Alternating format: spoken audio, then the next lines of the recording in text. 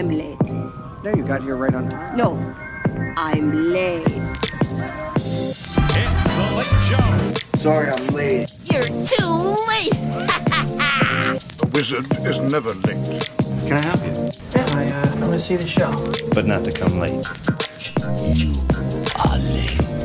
You're late, man. Always late, huh? The hour grows late.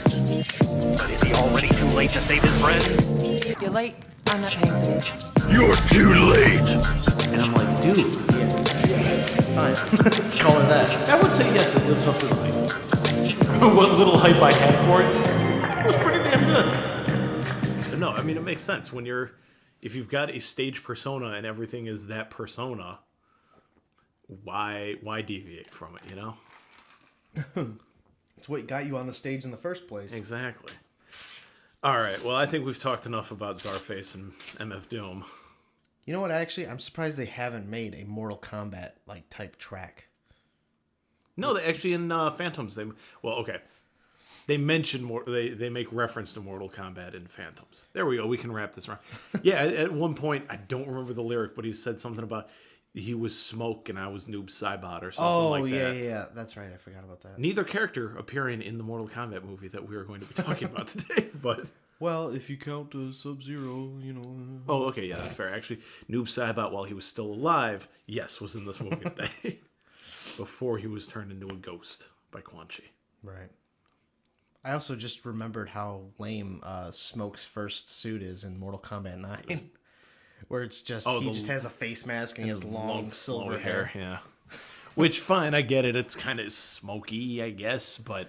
No, when you get the full-on ninja costume for Smoke, that one was way better. Much better. And you know, all right, you know what? Let's save that then. I was going to say something about the movie, but let's get into the movie. Let's save it, and we'll do the intro now. All right. So yeah, and welcome to Late to the Show, where we've spent 20 minutes talking about him. Czarface MF Doom collaboration, and now we're finally getting to the movie we're supposed to be talking about. This podcast gets off track all the time, though, so if by now you're not used to it, welcome to it. You know, Wu-Tang Clan used Mortal Kombat sound effects at the beginning of a lot of their songs. That doesn't surprise me. That and also from Kung Fu movies. Well, you know, weirdly, I've tried listening to Enter the Wu-Tang, or 36 Chambers. 36 Chambers, I always call it Enter the Wu-Tang, even though that's not correct. I don't know why. I don't know. Something about that album. I can't get through it. I love Czarface. I love Wu-Tang Forever on YSIV, but well, you know, it's because it's boom bap, dude. That's why I like it so much. It's got that boom bap style. Yeah. Someone finally brought back boom bap. Okay. Yeah. Logic boom bap. I think he's officially changed it. Love the album, but it's the Logic drinking game. Listen to YSIV and drink every time he says boom bap. You'll be unconscious after the second song. You know, Logic's wife actually is pregnant with twins. Gonna name them boom bap. Took me a moment for that one. If it was a brother and sister, which one would be boom and which one would be bap? Neither of them is a good name for either gender. So, oh man, I would probably give Bap to the girl because you could call her Babs and then people like Babs. Yeah, sure, fine. Let's call her that. I have to call her Bap. I lost a bet, some kind. Yeah, way back when. And a Boom. That's kind of a cool guy's name. I suppose so. You could write it off. It's like Bam Bam. I'm Boom. I mean, do you know anybody named Bam Bam? No. Well, Action Bronson. Do you personally know anybody named Bam Bam? I can start calling you Bam Bam, then yes. I'd appreciate you didn't. It seems to me like you're avoiding wanting to talk about Mortal Kombat. No, it's just, well, I don't know. I did it as a joke, getting on Wu-Tang Clan, and then you started talking about how you can't get into Wu-Tang Clan, so now here we are. All right, well, eventually, okay. Mortal Kombat. Take two. The one with the I mean, this is where the song comes from. Is this movie? Oh, is it really? It is.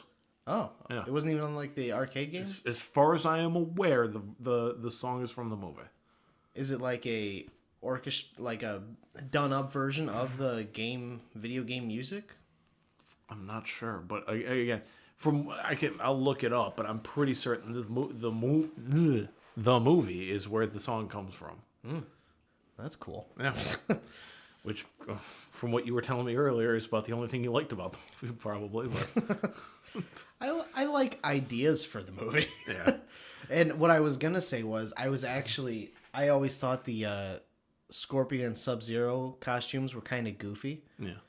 But they're also accurate to the game. yeah, and I was thinking, I guess, you know what, they fit with the whole aesthetic anyway. Exactly.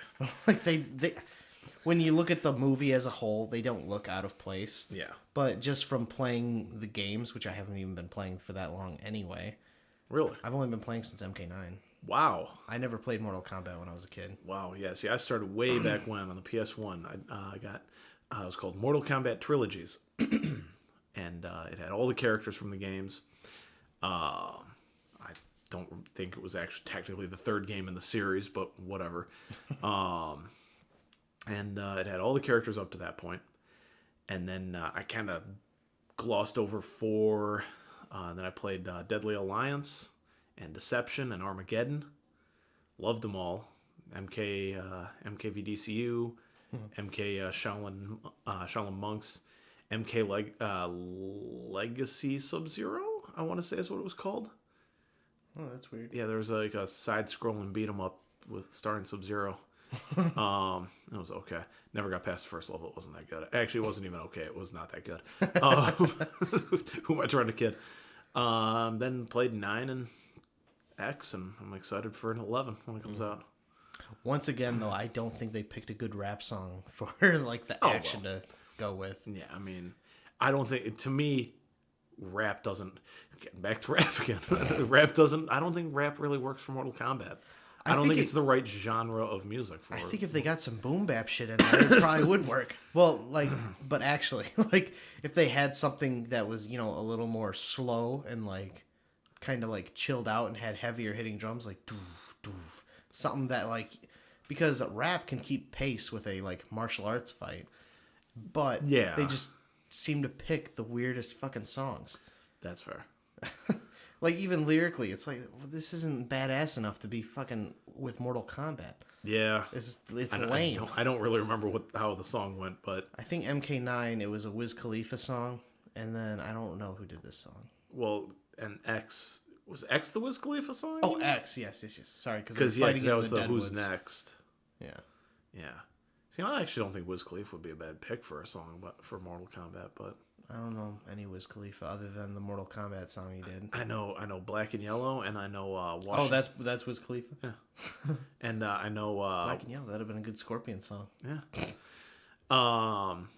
And then I know Washington's on Your Side from the Hamilton mixtape that Wiz Khalifa did. So... that is my extent of Wiz Khalifa, but I think he's got the vocals for it, so... He'll be the new character in Mortal Kombat 11. He's the DLC character. You heard it here first, folks. So Jake, since this is the first one that you haven't seen that I have, why didn't you see this until now? I didn't even know there was a Mortal Kombat movie for a long time. Okay, that's fair. Probably until I met you and Nick. That's fair. So what, 6th grade?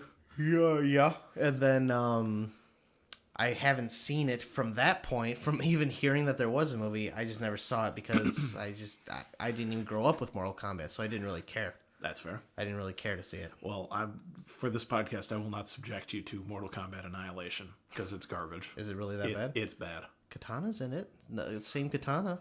I was looking at IMDb earlier. Same Liu Kang, and I think maybe the same Johnny Cage, but he dies in the first 5 minutes, and stays dead the rest of the movie. They recast everybody else. Even Shang Tsung? Or is he... He's dead. Yeah, okay. Spoiler alert. What do I think of it now? It's 90s. I can tell that for sure. It certainly is. It's holy shit. This is definitely 1995. It might be 85. I don't know. It looked old school. Yes, it did. Yeah, even just first... Well, one, the outfits are super distracting. Like, they are silly as hell. Everyone's wearing the baggiest clothes I've ever seen. Yes, absolutely. And I'm not bashing on the 90s. I love the 90s. I love movies from... When you get into the 60s, you start to lose me. But from 70s on, like, I'm fine. And I can understand, like, oh, you know, that's that decade's aesthetic. That's what everyone... It's just how people dressed then and stuff. Yeah. But it just... I don't know why it looks so silly in this movie.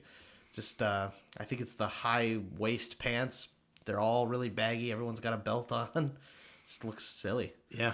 No, I 100% agree with you there. And I love it. I love every goddamn second of that movie.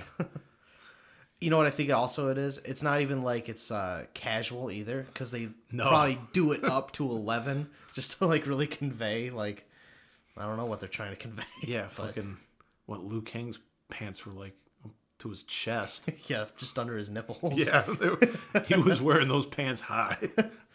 Well, you got to keep them high and tight. Shout out to your mom's house. But I mean, I like certain ideas for this movie. Okay. But I feel like, and also, I mean, not much of the lore of Mortal Kombat probably really existed at this point either, right? No, actually, I would say, I mean, they were talking Outworld and shit, so, like, yeah, the lore was there. Yeah, but I mean, like, to a point, like, where, I mean, they weren't trying to think back to some of the old games. I haven't played the old games, but I know some of the stories from the old games. Like, they weren't talking, like, Edenia and stuff, which is where, like, Sindel is from, and she's Katana's biological mother. Right. So they're both from Edenia, which Shao Kahn conquered thousands of years ago. Before, and then I think he fucking killed Sindel, and then she came back to life, and now they're married or some shit. I know the lore here and there. Well, and it also changes from game to game. Very true, it does. And then MK9 fucking reboots the whole thing, so who the fuck knows? But no, I mean, there was some of the lore. They fucked around with some of it, and then they, fucking Scorpion and Sub-Zero are never Shang Tsung's pawns. They're both just at the tournament, and Scorpion's there to fucking kill Sub-Zero. That's his only goal at the tournament, right. And they never fight once in the entire movie. And I kind of realized that is one of my biggest disappointments with this movie. It's like, those two should have fought at some point. Also, Sub-Zero goes out like a bitch in this movie, but that's besides the point. Well, what I was going to say was, it feels like they no, that's fine. It feels like they really pushed, and yeah, it's made in Hollywood, and it was the 90s where, diversity wasn't a huge super thing. But shout out to Khristopher Lambert playing an Asian god.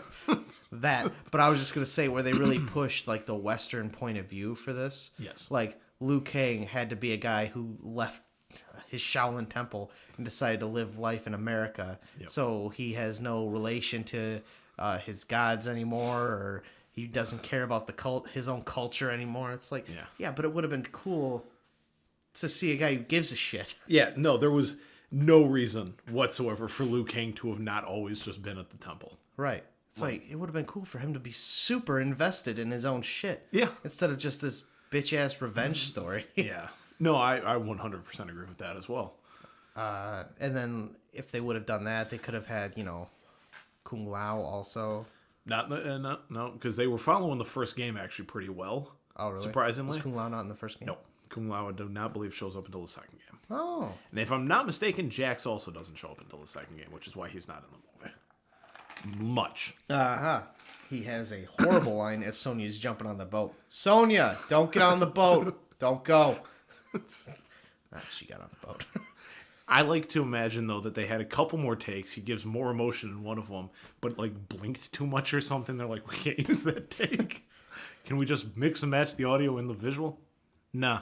Speaking of picking bad takes, there's just some rough editing in this movie. Oh, yeah, no, they hang on shots a little too long sometimes. Well, and they just, like, leave stuff in, and then some other character says the same thing. It's like, oh, okay. Yeah. Like, I'm probably kind of a hack editor, so if I notice the editing's fucked up, it's pretty bad.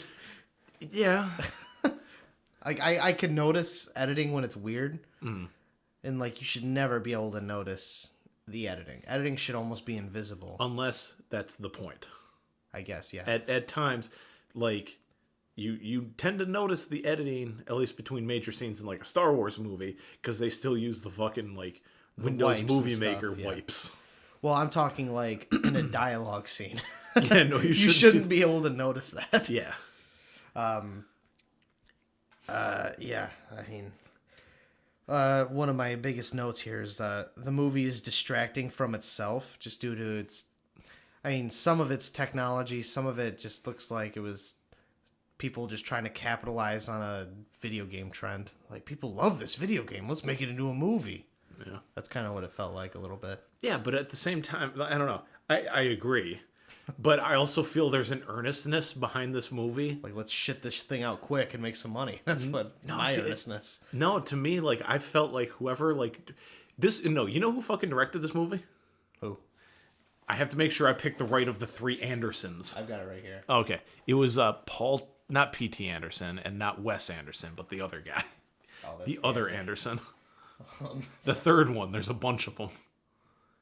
Paul W.S. Anderson? Yeah, Paul W.S. Anderson. You might know him from the Resident Evil movies and being Mila Jovovich's husband. I did not know that. Yes. I also didn't know it was Jovovich. I've been saying Jovovich forever. It's probably Joe. I'm not sure which one it is. It makes more sense. It would be the soft J. It does. But, yeah, he did the Resident Evil movies. So to me, he's somebody who grew up with video games because he's made more than one video game series a movie. Uh-huh. So I think he gave a shit about what he was doing. Whether or not the studio did, irrelevant. He cared, and I truly feel it comes across on scene. I think everybody hands it up. But damn it. Well, I think especially in the 90s, he started noticing, man, I'm doing all these video game movies. If I'm going to be known as the video game director, I got to fucking tear this shit up. Yeah, he's got to give a shit. Okay, so now you've played MK11. MKX. Whatever. 11's not out yet. Yes, MKX. And you know, when all the characters have little quips they say to each other at the top of the match, have you ever paired up Goro and Johnny Cage? No. Johnny Cage will sometimes say, Goro will say whatever the hell he says. Whoa. Johnny Cage will say, you still owe me a pair of sunglasses, asshole. That's cool. Yeah. And, well, I was going to say, does that make more sense to you now? But you had never seen the movie before. But you'd never seen that before. So that totally goes out the fucking It makes sense to me now. Yeah. You just said it. Yeah. You'll like play MKX again at some point, maybe. And you'll see that and you're like, oh. Those are $300 sunglasses, asshole. Yeah. Let's just talk about some of the characters. Johnny Cage was like the wrong kind of cocky. Yes, he was like lazy cocky. He was, which I guess if he's like kind of mopey anyway because everyone thinks he's a fake. Yeah, but to me, it came across like I said, it just came across lazy. Yeah, because and going back to. It will probably come out maybe about the same time as this episode, the special episode where we do our dream cast for Mortal Kombat. Oh, yeah. We'll figure out a release schedule for that. TBD. It could just be a double release. It could be a next day release. Who knows? We'll figure it out. There'll be a second episode Mortal Kombat related. We may get lazy and just put that in for 1 week. Yeah, just real long episode this time, guys. But we were talking about the wrong kind of arrogant. I think the guy who played, I think he was great as Johnny Cage, but I still think he was the wrong kind of arrogant. The Johnny Cage that I know from the games, first off, would not have that much goddamn luggage. Yeah. He barely ever wears a shirt, so he doesn't need that much fucking luggage. The man has his own name tattooed across his chest in MK9. He does not need that much luggage. He wants people. You don't do that if you don't want people to see it. Right. I'm pointing at my chest for those at home. You actually have John shaved into your chest hair, so that's pretty interesting. Yeah, I know. Because of Johnny Cage. This is my fucking idol, dude. I want to be him when I grow up. I'm 26. Almost 27, actually. Irrelevant, though. Happy birthday. Thank you. Early, but I appreciate that. Or late. Who knows when this goes It's January. I could be late to the show on your birthday, so who fucking knows? Yeah, we'll figure that shit out later. I get what you mean though. Like his cockiness comes out, like fucking asking Lou to put his shit on the boat for him. Well, and then like like the jokes he says to people, like to comic relief, the end of a tense scene. Yeah, he's just like, so I'm thinking of when they fight those guys in the basement. Yeah, which I want to talk about the scene. Oh yeah, leading into that scene. Oh, the one with Kano. No, where they're walking through the cobweb hallway. Okay, but I'm trying. It's been a couple weeks since I've seen it, and unfortunately, for as much as I love this movie, it fades from memory quickly. So, so when they fight those group of guys and stuff, yep. And then Raiden's like, "What are you going to do about them?" In his weird fucking white guy voice. What are you gonna do about that? Wasn't even close to. Khristopher Lambert was an interesting choice, we'll say. A dog shit choice, we'll say. But so then they turn around. There's a bunch of guys with spears and swords, and then as they're walking away from the fight, because Raiden flexed on them pretty hard. Yeah, he did. And they all split up. Johnny Cage says, "You're lucky he stopped us," but he like says it like the delivery was weird. Yeah. Okay. So his delivery of his character is really weird. Because the line is perfect Johnny Cage. Right. Like Johnny Cage absolutely would say that. Like, you know what I wanted him to do? I wanted him to say it with a smile on his face and then flick a cigarette at someone. That would have felt like a little more Johnny Cage-esque, like a little more douche arrogance, or like trying to be funny, kind of cocky. Yeah. Well, either trying to be funny or trying to be proud, tough guy. Actually, yeah, like tough guy. A little more pride behind some lines. Like if he like faked him out too. He's like, "You're lucky we stopped us." Yeah, but there would have been more bravado in his voice too. Yeah. Okay. Yeah, bravado. Yeah, but I agree with that. I still think the guy was phenomenal as Johnny Cage. But I for all the movie's faults, having grown up with it and having the nostalgia blinders in full effect, I will 100% every fault. I'll be like, but I don't give a shit. I still love this movie. But no, I won't say that those critiques are not valid though, because they 100% are.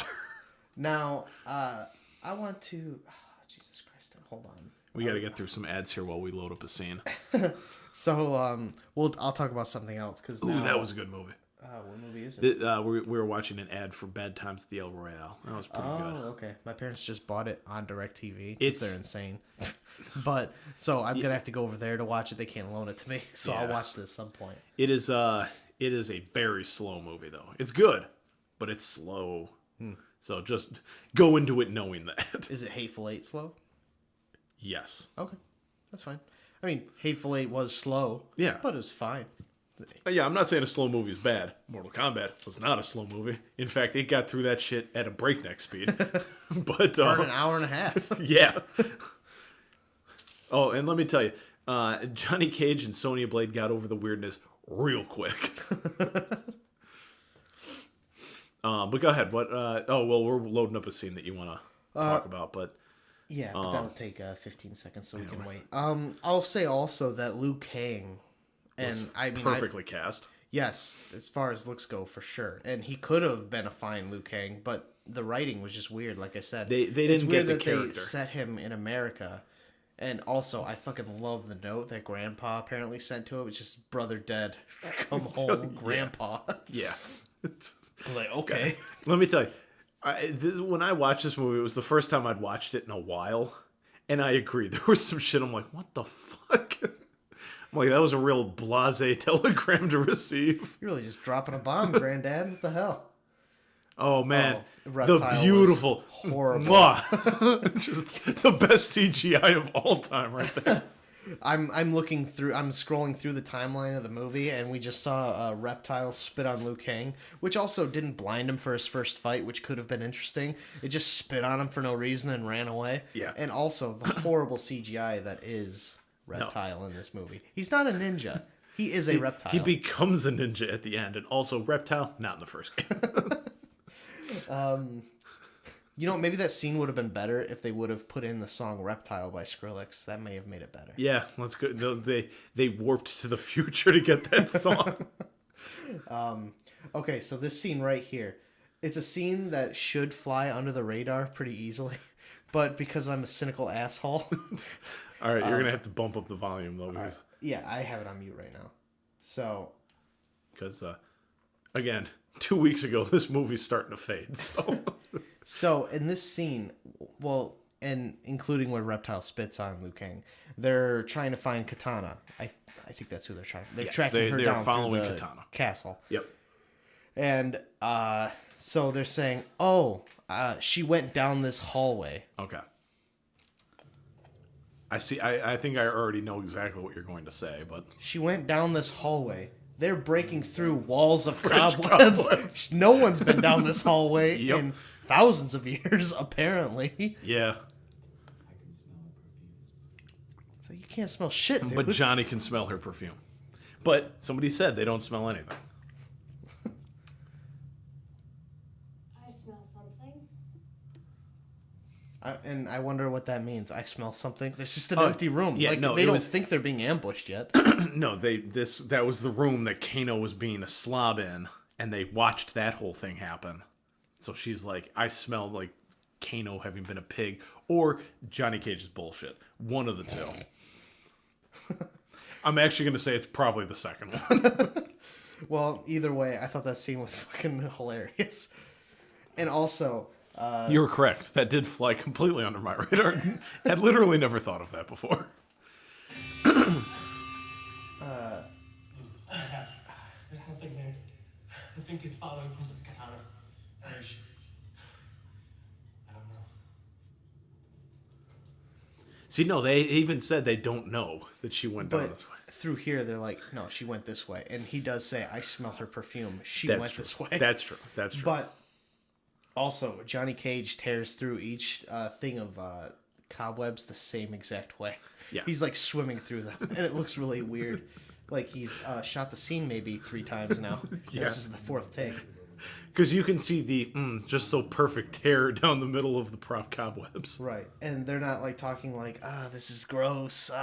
It's like, all right, this is the 5th take. All right, we need to get this shit going. Yeah. Well, and we also have the action scene coming in now. The ninjas are ready. Chop, chop.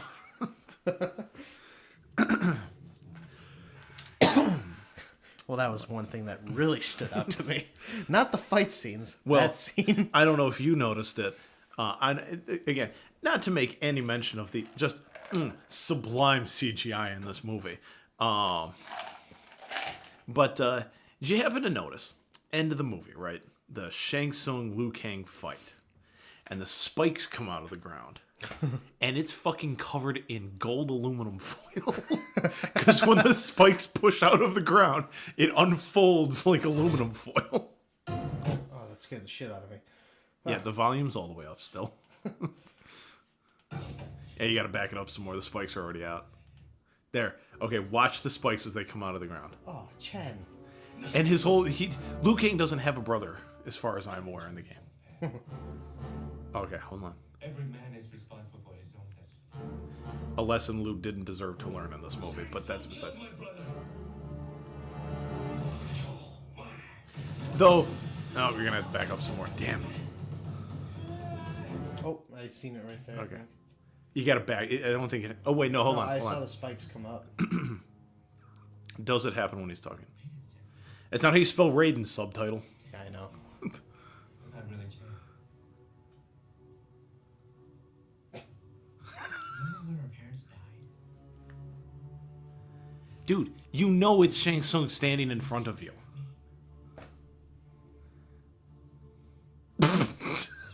Yeah, I remember that. Okay, watch. The close-ups. Oh, yeah. It's just coming out of fucking aluminum foil. Yeah. I do notice that now. That one flew under my radar. Well, and then one I noticed this time was one, again, back to the beautiful CGI in the movie, during the Scorpion Johnny Cage fight when he, like, the claw comes out of his hand, like, the camera starts moving a little bit, but they don't really adjust the CGI in his hand. They don't and it, adjust, like... shimmies over just a little bit. Yeah, I noticed that one, too. They didn't like change the angle of the graphic. Yeah, it just kind of just shifted in his hand like a little bit to the left. It's like, ooh, that must hurt a little bit if it's moving around like that. I mean, one, it's coming through your hand, but yeah. Also, yeah, I think I don't even think Revenant's Scorpion, you know, when he's a dead zombie guy like he is in the movie, I don't ever think the spear comes out of his hand. He usually has rope at his side with a spear on it. Right. Also, it doesn't chase people down. It goes straight, and then he brings it back. Well, I think especially in one, in video game movies, they're gonna change shit. Yeah, I know. But And especially in like the 90s and early 2000s, they would take a lot of liberties, which is why probably Spider-Man had the internal webbing instead of web shooters. Though apparently in the comics, if I'm not mistaken, I think I saw somebody comment that Miles Morales does have organic web shooters, like Tobey Sam Maguire. Raimi, Peter Parker. Yeah. But yeah, like there are incarnations of a Spider-Man that will have that, but for the most part, it's always been web shooters. So I wonder if there's like just a trend of like, what if it came out of his arm? Well, I think it's like, how about we just make one less prop? Well, that's a good point. Although if it was a prop, we wouldn't have noticed it shift in his hand all weird. That's true. That probably was the wrong decision for this movie, but for like the Sam Raimi Spider-Man, what's easier, a little drop of like makeup on like his wrists or making a whole prop that he has to wear now? Right. And then they also don't have to address why he never runs out of web fluid. Exactly. Until Spider-Man 2, where he struggles with his emotions. Yeah. But not nearly as bad as he does in Spider-Man 3. So why don't we talk about a big part of this movie? You want to talk about Raiden for a minute? Yeah, let's talk about Raiden. What's your thoughts on Raiden? So the notes I wrote was he's not Chinese and he's not even really American aesthetic either. He's just a weird guy. Yeah. He's just a really weird dude who stumbled upon these three people. Yeah. Yeah, how do we know? You know, Liu Kang at the beginning is like, this is not Lord Raiden. And they should have listened to him.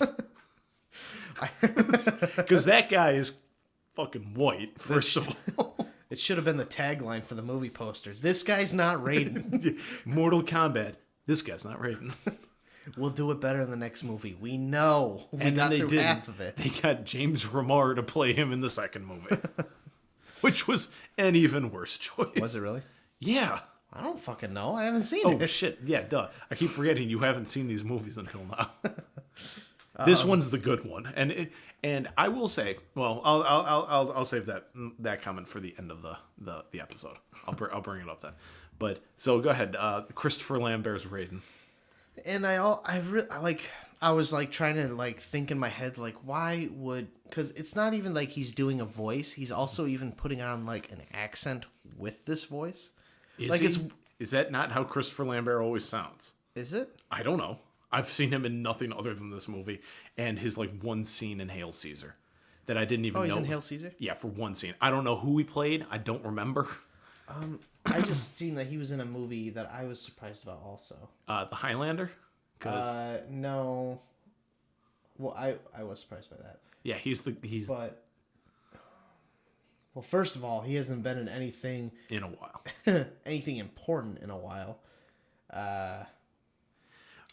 But I mean, you know that the reason that because he was in Highlander is the reason he got to be Raiden in this. So is it really? Most likely. God damn it! Where is it? I know it's around here. Okay. Well, oh shit! He was in Mortal Kombat. How about that? I've got. Hold on. Go back to that real quick. I'd like to see how his name is spelled. It's spelled correctly.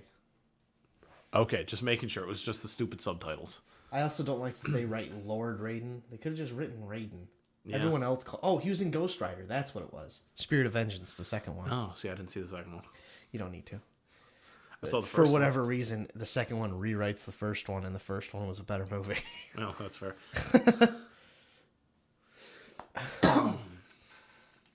But similarly, I'm not going to make you watch Mortal Kombat Annihilation. Like, because like with the way he like says Outworld, he says Atworld. Like he just says things like with some kind of weird accent he's come up with.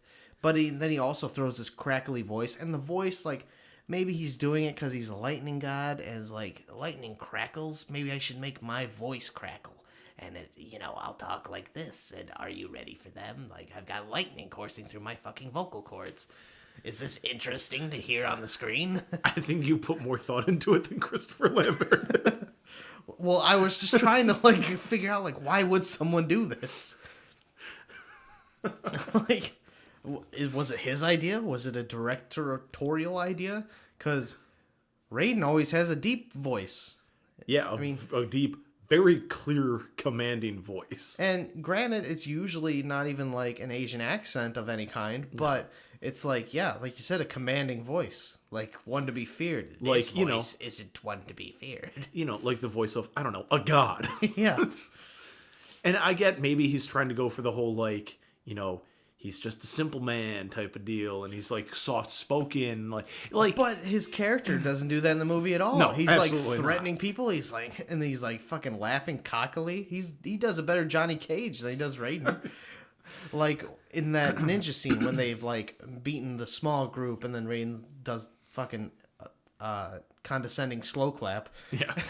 And then, like, all the ninjas with swords and pointy things threaten him. He, like, holds up his finger and shows off some sparks. And he's like, I don't think so. And then his eyes get all sparkly, too. It's like, God, this guy's just weird. Watch out for the Lord of Thunder. He shoots sparkles out of his hands. He shoots everyone's least favorite firework out of his fingertips. Yeah. God damn. But, yeah, again, valid criticism. I just still fucking love this movie. But, no, I mean, yeah, there are definitely problems with the Raiden character. They either should have done more with or far less with him. Like, I just think the amount he was utilized was just weird. Like, he just showed up and, like, he just kind of, like, half-assedly helps the characters and then disappears for 20 minutes. Right. Well, he just says, come with me. And then he's like, hey, so you guys gonna fight? And then he just goes away. He doesn't help anyone. He just tells them what they'd find out if fucking messenger of Mortal Kombat would be like, hey, you're going to fight in 5 minutes? Yeah. That's basically all he's doing. Yeah. The only amount of quote-unquote help that he does is when he's like, you have to, overcome your fears. Johnny Cage, you're afraid of being found out as a fake. Sonya, you're afraid of admitting you need help. And Liu Kang, you're afraid of, I don't even fucking remember what he was You're afraid only of. in it for vengeance, so... Yeah, so you're beyond help. Yeah, he's a big dick to Liu Kang also. He really is. Like, the grandfather says, he's not ready, he's not ready, and he's not strong enough or something. And then Raiden's like, I know, but he's the only choice. But then he doesn't, like, train them. He doesn't help them. At all. Right. And the only thing he does when they're on the boat, so he, like, tells them, like, look, you guys are going to have to set your shit aside, like your ego and whatever else. And Sonya's confused as hell. She's like, I was chosen because I was just tracking the killer here. Yeah. I was literally just doing my job. I wasn't even told about a fight.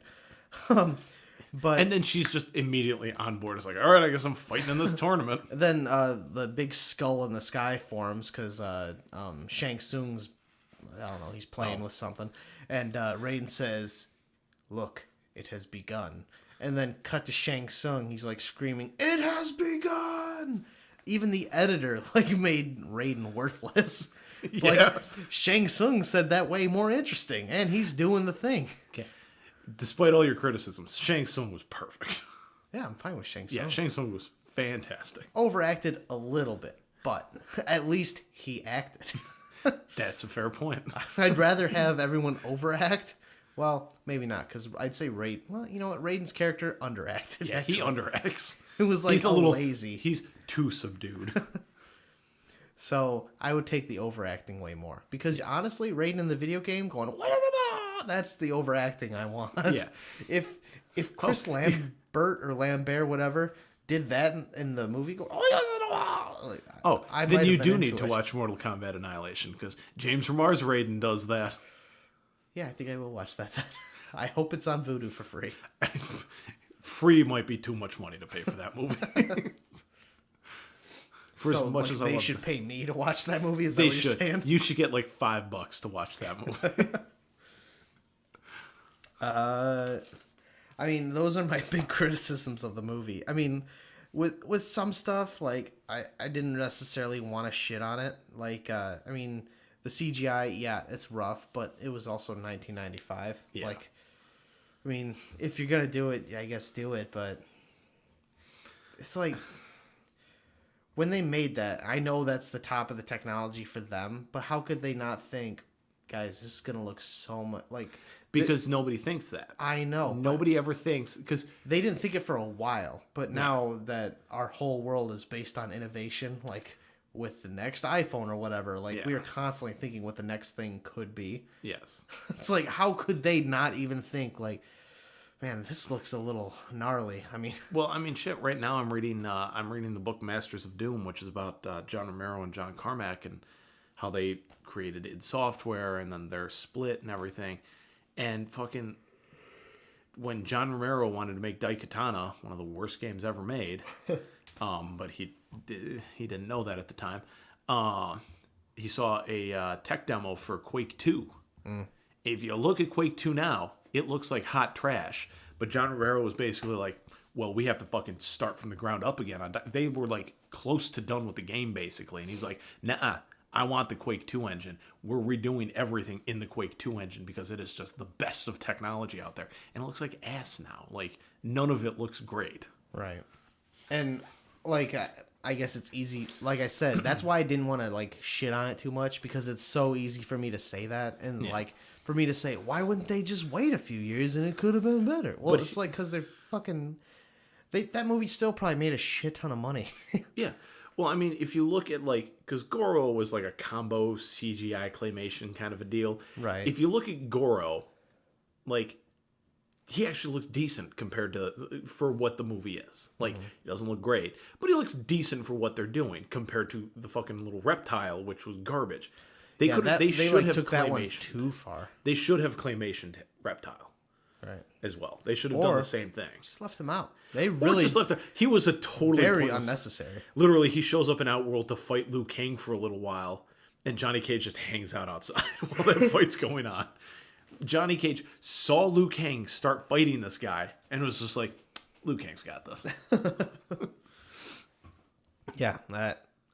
So, like I said, I don't want to shit on it, but, I don't want to shit on it for those reasons. Yeah. But, like, all the lightning shit with Raiden, which they do up a lot. Yes.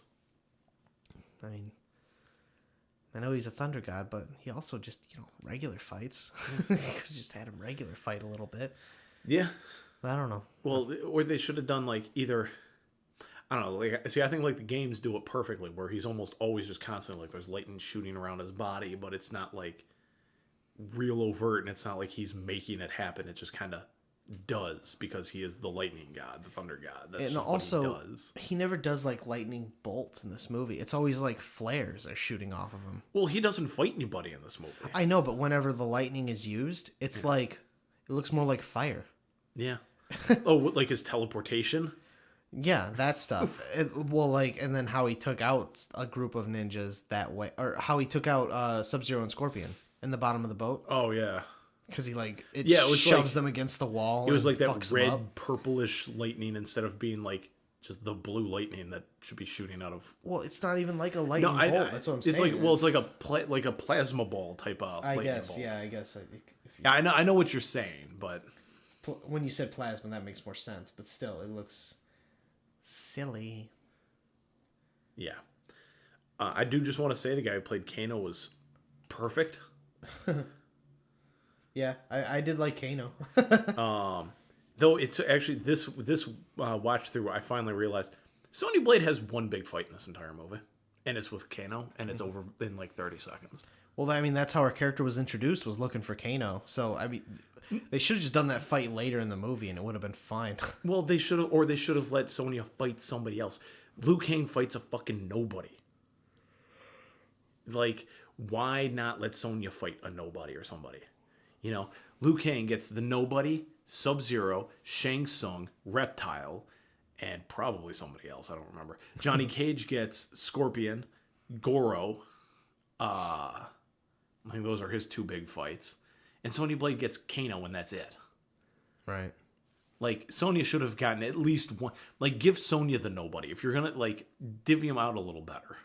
Or she could have, like, fought, I don't know, like, she could have, well, I guess then they wouldn't have needed to do the thing they did.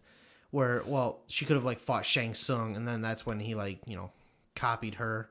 Yeah. And then used that against Liu Kang, but he just kidnaps her anyway, so I guess it doesn't matter. Yeah.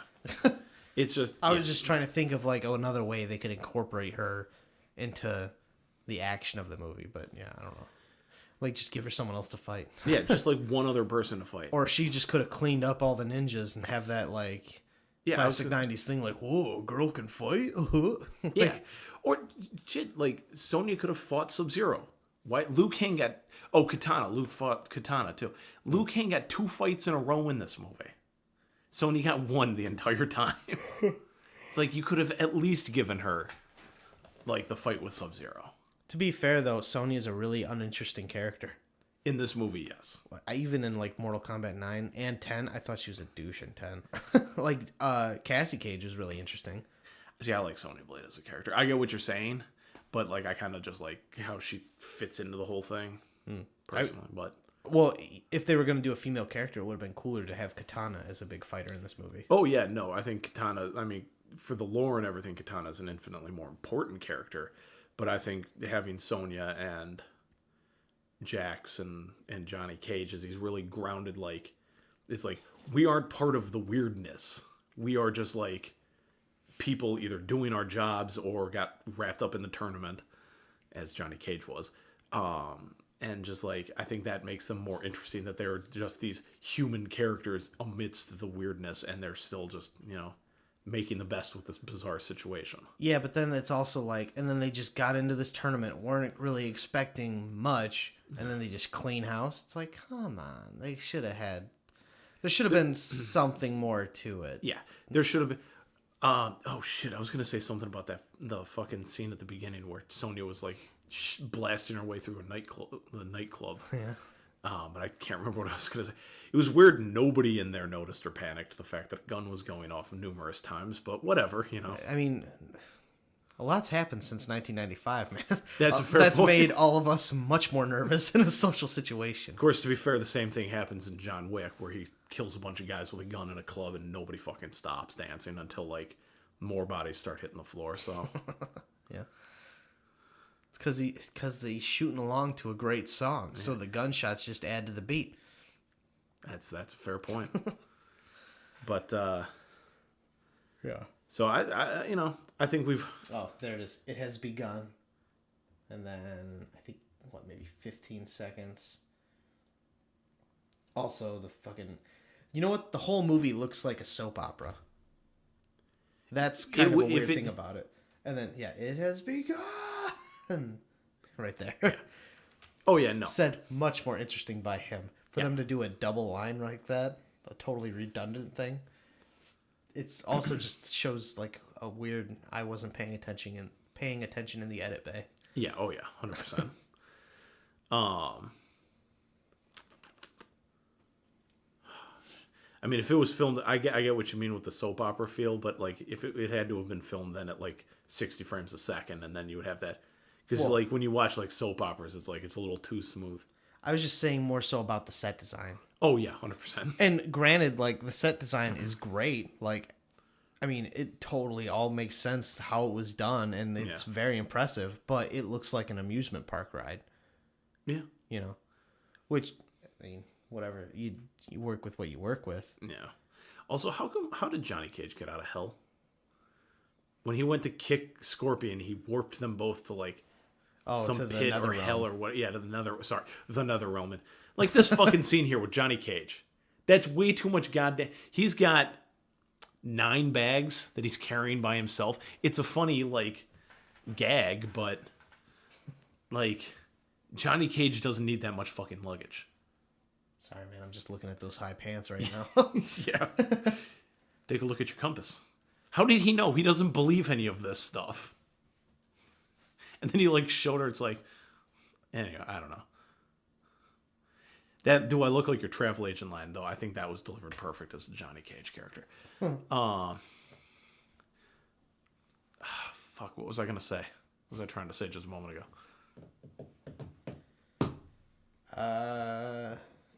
I don't know. We were talking about the set design a little bit. Set design, working. Like, I mean, it all looks cool and it all makes sense. It's just something about that '90s aesthetic where it all makes it look kind of silly. Yeah, 100%. Well, maybe it has to do with lighting. I don't know. Well, and that's why I think, you have to for Mortal Kombat though, as I was saying in the special episode, you kind of have to embrace a slight silliness to it as well. Mm-hmm. That I think is part of why this movie, at least for me, just works so well. It's like, yeah, there's all this seriousness, but I was talking about when Johnny Cage went to the Netherrealm. Oh, right. How the fuck did he get back from there? But considering he killed Scorpion, just has a really good travel agent, man. Yeah, but in that scene when he drops the "To My Biggest Fan" photograph, that's from some Johnny Cage fatality in one of the early games. Like, you'd kill him and then he'd sign a photograph and drop it on their body. Mm-hmm. And so that was a nod to the earlier games and that happening, which is why I think at some point somebody should have yelled "Toasty" after somebody uppercut somebody. But oh, there's Reptile. Yeah. And all his and even as a statue he's CGI. Yeah, and Puerto Rican katana. Yeah. You know what's cool about Shang Tsung though? The actor, he really looks like a snake in this movie, which makes a lot of sense to his character. Oh, I didn't like that Shang Tsung was the one announcing fatality, flawless victory. I agree. That was kind of weird at points, but it would have been, you know what? It would have been cooler if they're playing this up as it's Mortal Kombat. It's this big thing where everyone's fighting for the realm. It would have just been cooler to have a bodiless voice of Shao Kahn. It's where'd that come from? It's just the gods or something. They could have just written it off as that. Yeah, no, they absolutely could have. Also, this fucking scene. They prepare a massive feast for everybody. Nobody gets a chance to eat before they start flipping tables and Sub-Zero murders a guy. That's cold-blooded. Hey, that was Toasty. No, actually it wasn't. Reverse of Toasty, sorry. Yes. That was icy.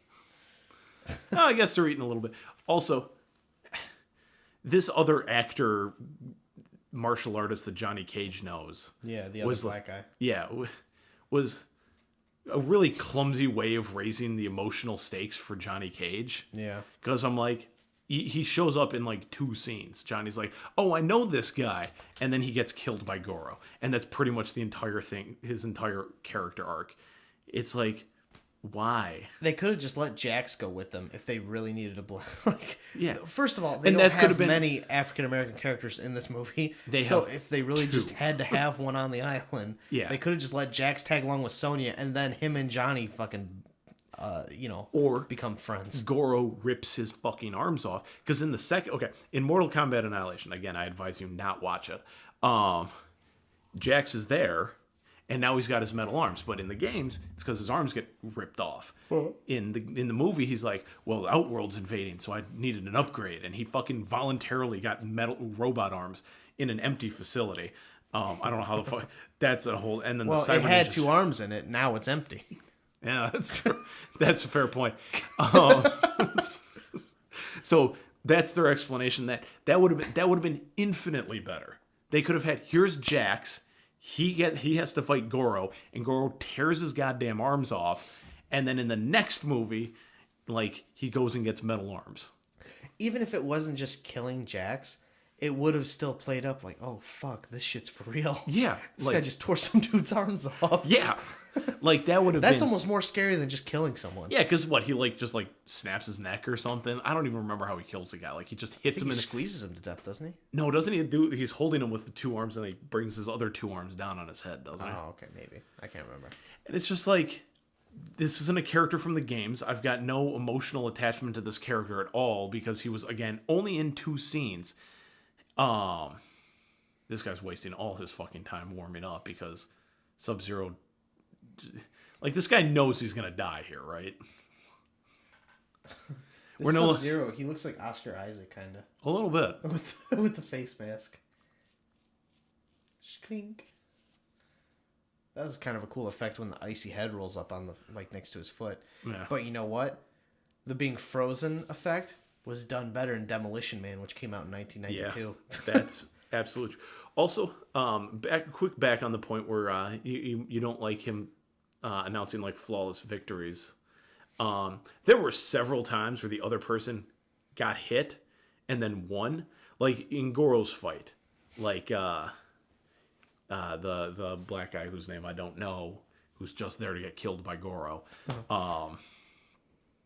He hits Goro a couple times. That's not a flawless victory. It's flawless. Did he call flawless victory? He calls that a flawless victory. Really? And there's at least one other match where he calls it flawless, but that the winner got hit. It's like, that is not a flawless victory. Their health bar, even if they were blocking, ticks down a little bit. Also, as mentioned in the special episode, it's very weird to me that this is Kevin Michael Richardson doing the voice of Goro. You know what, though? I mean, the voice makes sense. The voice makes sense. But to me, it's weird because, to me, Kevin Michael Richardson's a more recent actor, in my head anyways. Right. But I guess it's the same thing as going back to MF Doom. It blows my mind that he was working in 88. So, because I only just heard of him, basically. Look at this whole area. Doesn't this look like something at Disney World? Yeah, no, that definitely looks like something from Disney World. And, like, it looks cool. It totally makes sense that it all looks like that. Yeah. But it also has that this is a movie set feel. Yes. You know what I think it is? I think it's overdone. Really? I think they put so much detail in there that it's like, look what we can do, I guess. Where it's like none of it looks... none of it's understated. Like, they could have, like, sometimes, like, being simple can really make it look cool. Yeah. I agree. But at the same time, Mortal Kombat needs to be a little bit over the top. Mm-hmm. So. And like I said, I mean, it all makes sense for being in the 90s and stuff. Yeah. It's just, I mean, it's easy to critique something made in the 90s for the 90s in 2019. Yeah, for, like, especially, like, quality of, like... And also being based off a video game. Yeah. Which... that's an easy target right there, is just, like, talking about a movie based on a video game. Yeah. You're already an easy target for some stuff. Oh, yeah. But, and I'm going to actually say, I was going to say it earlier, but now I think we're getting close to wrapping up here. This is, for my money, the best movie based on a video game. Is this Mortal Kombat movie? Really? Hands you like down. the Resident Evil movies? I could like some of them. Okay, I mean, I know you begrudge the last one. Well, I could talk for an hour about why that fucking, well, maybe not, but I could go on. You could elaborate for an hour. Yeah, why the second to last second to last Resident Evil movie is one of the worst movies I've ever seen, and a lot of it is because of my dad. So, that's a story for a whole other time. I just really like that's a big part of the reason why you hate that movie too. Oh yeah. Fuck it. I'll just say it real quick. So my dad is the reason I love movies, and he passed away a little over 5 years ago at this point, and that was the last goddamn movie he saw in theaters, and it's so fucking bad. And I'm like, that was the last one. That was the last movie he got to see in theaters. Was the second to last fucking Resident Evil movie. Was that Afterlife? I think it was Retribution. I don't actually know. I refuse to. I looked it up recently. I'm like, okay, and then I chose not to commit that information to memory. I will not. It to me will be the second to last Resident Evil movie. It doesn't deserve its subtitle. It doesn't. It's fuck that movie. But no, okay. I like Resident Evil 1, but this I think Mortal Kombat so captures the spirit of the game. Like, yeah, obviously it's a martial arts tournament. And what do they do here? They go to a martial arts tournament. Right. With these wacky over the top characters like fucking Goro and Kano and fucking the way they do Raiden. It's just like that's very over the top. Yeah. Just like ridiculous characters. And I think they were doing the absolute best with what they've got. Actually, real quick, Paul W.S. Anderson, this motherfucker, is the one who directed the second to last Resident Evil movie. Is he really? He is. So fuck you for that one, Paul W.S. Anderson. But anyways, I digress. But I think, again, and I think everybody truly commits to their character. Maybe not Khristopher Lambert, but everybody else commits to what they're doing. Even if it's not the most perfect interpretation of the character. I think everybody takes what they're given.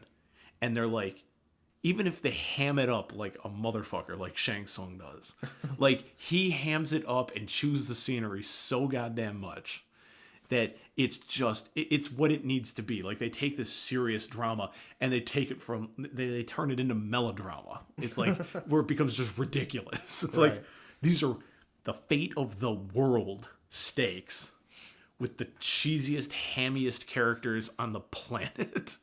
And also, just based on something you said in that rant. Yeah.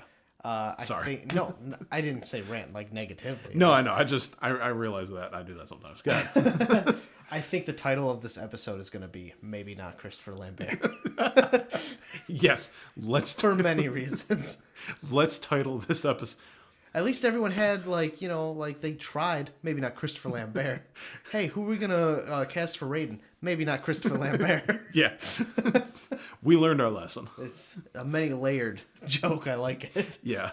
Let's, yeah, shit, now we got to come up with titles for all the episodes. Now we got to listen to the episodes and pull a line, and that's what we're going to call it. We should do that. Yeah. Here's another look behind the curtain. Podcasts do. That way, when I hear it in the episode, it's like, roll credits. There we go. Oh, that's why they call it that. I have to be Superman 4, A Quest for Peace. We are not alone. Go, my generic ninjas. And they have to, of course, fight the generic ninjas here, because if they beat one of the actual fighters, it's like, well... You broke the rule. Again. Yeah. Stop it. Or you're going to lose this Mortal Kombat, and you're not going to get to come to Earth. Yeah. Go fuck yourself. Also, if they win this fight, why at the end with Shao Kahn? Oh, because in Mortal Kombat 2, Shao Kahn breaks rules. Oh. Wait, did you play through the story of MK9? Yeah. It follows the story of the first 3 games pretty well. Basically, yeah, Shang Tsung like goes to Raiden. He's like, how about this? All or nothing in Outworld, basically, is like, so why there's another tournament, but like then they bring Outworld to Earth. And that's to get Raiden to agree to that. But so yeah, they just basically skipped that part in the second one. They at the end basically Raiden's like, you broke the rules of Mortal Kombat. You have no right to invade the realm. And then Liu Kang and Shao Kahn have to fight in Mortal Kombat under the watch of the Elder Gods. Yeah. Yeah, that sounds like MK9. Yeah. Did you ever see you've seen Terminator. I had to remember. Yeah. I think it's the first one. The biker dude that he steals the clothes from at the beginning of the movie. Okay. The 3 of them. The 3 biker dudes. It's the bald, like, I think he's the leader. I think maybe he has a mohawk. I'm trying to remember. Okay. Yeah. That's the guy who plays Shao Kahn. Oh, really? Yeah, fun fact. Arnold would have made a decent Shao Kahn. Arnold would have made a decent Shao Kahn. But again, I think the only people... Fatality. Flawless victory. Oh my God, I just remembered that fucking Nightwolf is in the fucking second movie. Is he really? Yeah. Do they pick a Native American guy? Or do they just pick like a Mexican dude and say you're Nightwolf? You know what? I'm going to look it up before I say one way or the other because I actually don't know. Nightwolf also does sound like a Cholo gangbanger nickname. What up, SA? I'm Nightwolf, man. Jesus. All right. Just for everybody's knowledge, Mortal Kombat Annihilation, the second one, is sitting at a 3.7 on IMDb. Out of 5? Out of 10. They wish it was out of 5. I was like 3.7. That's not bad. Shinnok's in this fucking in the second one. Anyways, Shinnok. Yeah, it's he's the bad guy in MKX. Oh, that's right. Okay. Jade's in this movie. Well, how about that?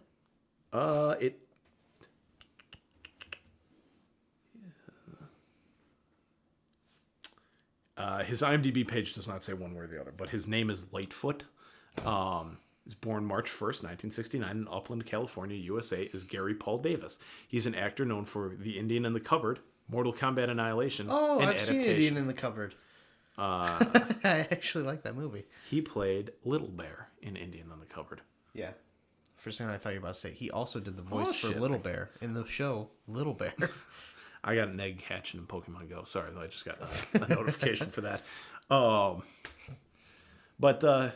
So those have been my thoughts. Obviously, I ranted for like 5 minutes about it. What did you think of the movie, Jake? It really, so it makes me excited for there's potential. It makes me excited for a new movie they could do. Yeah, 100%. I absolutely agree with that. I also realize I said definitely 100% several times in this. Holy shit, I got a Growlithe. Sick. Unrelated. But like, all the elements from my standpoint are here for like, and also it kind of sounds dickish for me to say what a good Mortal Kombat movie would be, since I've only played Mortal Kombat 9 and X and a little bit of Shaolin Monks. Yeah. But like, I mean, I could see potential in this movie for a really cool movie that could both look cool and they could have like cooler actors for, which you'll hear in the next podcast. Okay. So this movie makes me excited for possibly a new Mortal Kombat movie done in the next 5-10 years. Which I'm amazed they have not gotten on, really. Like, I get there's the fear with dealing with video game to movie adaptations. But, oh shit. But if they treat it like, hey, this movie was... Like, if they don't treat it like we're trying to go from video game to movie, if they just treat it like this movie was done once already and it failed, how could we make it better? I think they should. Well, I think they should take it as, we're adapting it video game to movie. But again, they need to respect it, the fact that it was a video game. Like, I agree. I think there's something interesting that can be done with Mortal Kombat. I think you can have a really good action movie with Mortal Kombat. But I think you need to have that, like, you need that melodrama. You need to show these characters kind of silly. Not, I don't know. That's not the exact word I want to use for that. But you need to have that. Also, why the fuck were they fighting with sticks in this scene? Anyways, but no, you got to have some of that melodrama in there to just kind of like ham up the characters. But then at points you need to take it even less seriously than that. You need to throw in a Toasty. You need to throw in like, or they need to weigh up the violence and go for X-rays in the next movie. Because I get by 95 the standards were a little different, but let me double check the rating of this movie because I don't think it was R for violence. This guy could have been Cyrax. Yeah. This was rated PG-13, which is another problem. But let me take a look at the Y. If they just used the game...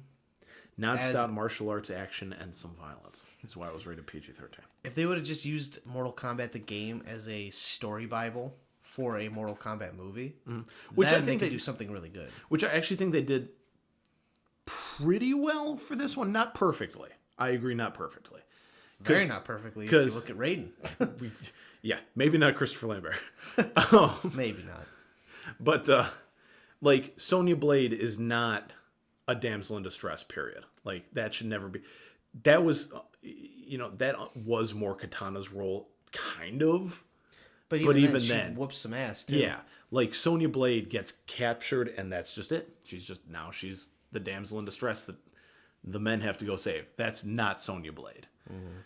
Like, Katana, to an extent, is, but more the way she is in this movie, where she's like, if I fuck around here, Shao Kahn will kill me, and I cannot personally beat Shao Kahn. But I can assist and try and make sure that Earthrealm isn't absorbed into Outworld.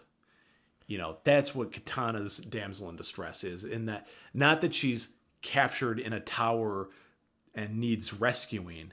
It's just she is aware of her situation. Right. Like if Sonya Blade were to be captured, it would be she let herself get captured to maybe get the in on something else, and she, surprises the villain later. Exactly.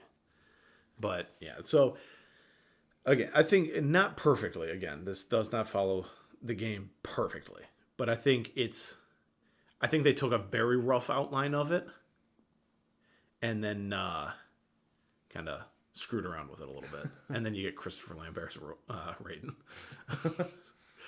Also, where the soul's going to his eye is kind of weird. Dude, I saw him attempting an X-ray, though. Like, I saw that, I was like, oh, fuck. If they just would have, like, done that during the fight, they could have done X-rays. God, like, could you imagine how fucking badass it would be to see an X-ray in a Mortal Kombat movie? Yeah. That'd be sick. Like, granted, they weren't a thing before MK9, but... But there's a reason that they're a common thing now. Yeah. Because they fucking are dope. Yeah. Except for in X, they were all had to do with breaking their neck. Yeah. They weren't very diverse in X. Yeah, they kind of backtracked a little bit on X, but Nines were some, like, fucking cabals. Yeah. Fucking pops their legs. Right, and then also Reigns, where he, like, pops the elbow and, like... Oh, and then fucking roundhouses them to the other side of the screen. You actually see what it does to their face. Yeah. Also, Shang Tsung was not this creepily attached to Sonya Blade in the games, but... Yeah. Well, it would have made sense for Kano to be like that. But... Yeah, 100%. Put a smile on your partner's face. Ear to ear. And you know what else? Like, why wouldn't they just let... Also, if I'm not mistaken, the movie's why he has an Australian accent. Right. But they could have just put, a little light bulb in that red eye. It literally just looks like you put a metal plate on his face and painted part of it red. It looks like that. You mean eye that's has not no what function. happened? His little metal eye has no function at all. Yeah. It's probably why he loses this fight. He's got no depth perception. Right. I mean, Sonya Blade just beat up a disabled man. Yeah. By all means, he should have a handicap sticker on his license plate. Sonya Blade killed him.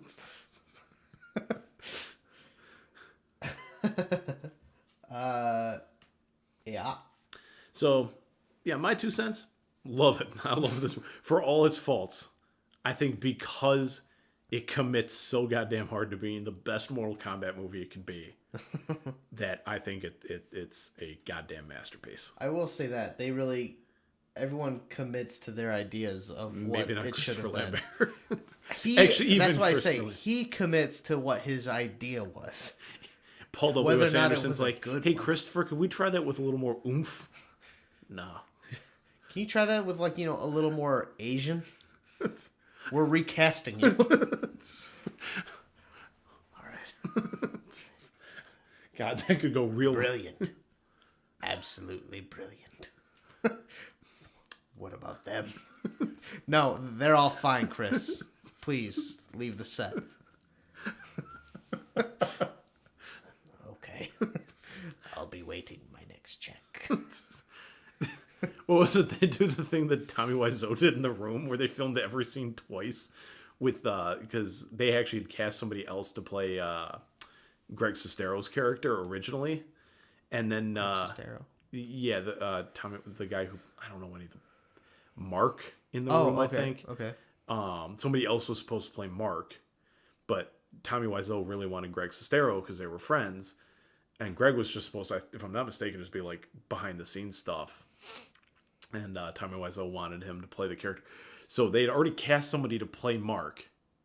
And then when that guy left, they refilmed all the scenes with Greg Sestero in. Exactly the same. They did them all twice, basically, until the guy found out. And then he fucking quit the film. And then they got to just finish the rest with Greg Sestero. It's like they do that with Christopher Lambert in this movie. But then somehow his part comes out to be the better version of the movie. Like, fuck. I still have to just use Christopher Lambert. And he just never finds out. I believe it. There's an alternate cut of this movie that's somehow worse with a more culturally accurate version of Raiden. Yeah. They probably got Jackie Chan. I'm like, yeah, well, maybe that was the problem, is Jackie Chan's not the best choice for Raiden. He was the biggest name we could think of in the 90s. China is the biggest country. They have the most people. You couldn't find anyone other than Jackie Chan. Seriously, guys? You didn't even try. You're just like, You were literally like, okay, we need to cast an Asian actor. Somebody's like, Jackie Chan. You're like, perfect, let's get him. You could have thrown a rock in Chinatown and hit someone better for Raiden than Khristopher Lambert. Yeah. Look, they could have reused Robin Shu. Yeah. They could have used him twice, once as Liu Kang and once as Raiden, and it would have made more sense than Khristopher Lambert as Raiden. You can even make an artistical argument for it. It's like, look at the parallels between them. The duality. He's just a human, but he's a god, but it shows that gods have flaws, just like Liu Kang. He takes him under his wing. There's a father-son relationship there. That would have made more sense than what they do with Christopher Lambert. I guess we probably, that's kind of like talking about social relevance. Yeah, oh yeah, no, 100%. Raiden should not be played by a white actor. Well, in a world where Scarlett Johansson can't even play a trans person, Christopher Lambert should never be able to play Raiden. Yeah. What taste does this particular film play to? I mean, if you love 90s movies. Or video game movies. Or you're that subsection that falls into the middle of that Venn diagram. This is really the movie for you. It's way better than Street Fighter. Did they make a Street Fighter movie? Yes, they did. I didn't know about that. Yes. This one, I saw it once a long ass time ago to the point where I would consider basically I haven't seen it because I don't remember anything about it. Raul Julia plays M. Bison, and he's the best part of the movie. Have you seen the Tekken movie? No. There's no Tekken movie. No, there is. Oh, fuck. Is there really? Yeah. Actually, damn it. The guy who plays Baraka in Mortal Kombat Rebirth on YouTube, the first of the Mortal Kombat Legacy movies. Okay. It's called Mortal Kombat Rebirth. Guy who plays Baraka in that plays Eddie Gordo in the Tekken movie. Who plays Heihachi? I couldn't tell you who plays anybody else in that movie. I just know the guy who plays Baraka plays Eddie Gordo in that movie. The guy who played Shang Tsung in this movie could have been Heihachi. Actually, I'll just look it up. With the way he contorts his face. Yeah. I could easily picture that guy laughing as he straps everyone to a rocket. That is a... Oh my god. Who is it? It's the guy who plays Shang Tsung. No, it's not. Yes, it fucking is. God damn it. I could have been a casting director in the 90s. Yeah, you could have. That's fucking hilarious. Wow. Honest to God, we didn't know that going into this. Actually, I think I've looked it up before, but I just couldn't remember. I mean, when you know a good casting choice, you just know it. Yeah. Okay. Well, on that note, I think it might be time to wrap up the podcast. Yeah, I think... shit, we got to figure out what we're doing next time first. Okay. Do we want to announce for the people what we're doing next, or do we want to figure it out afterwards and leave them in suspense? We can just list off a few of them, and then whatever one we do, we do. That's fair. I think we should start either crossing some of these off or deleting them, the ones that we've actually done. Okay. We don't need Primal Fear or Creed still on that list. Oh, that's right. We're going to do drinking stuff, too. Yeah, but we've got to actually get to the movies with drinks. Right. I don't know what sounds good to you, and also what is easily accessible. All right. Oh, that's where the damn Vimeo link was. I thought I had a note of it. Oh, no. It took me forever. I was trying to find the Vimeo link for the Superman documentary that we talked about last week. If you're following along with these in chronological order instead of jumping to the movies you want to see, then some of this shit's not going to make sense if you're jumping around. Maybe it's best that we should go way back in time if we're talking late to the show. Since you haven't seen them, we could do Rocky 1, and we've already done Creed now, so... We could do Rocky 1. Yeah.